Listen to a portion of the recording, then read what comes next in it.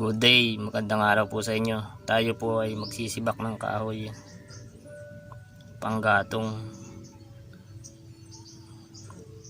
Ganito po ang simpleng pamumuhay sa lugar namin. Ayan o, pagmasdan po ninyo.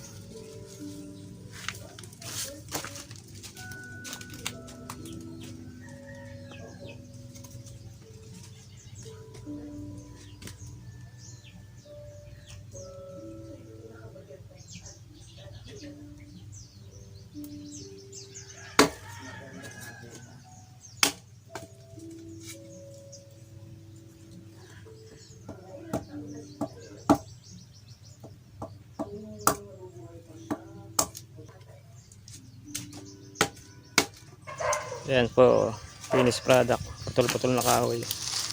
Magpapalatang po tayo ng apoy sa kalan. Piprito po tayo ng isda. Dan to Dan Tambayan, Rainbow TV.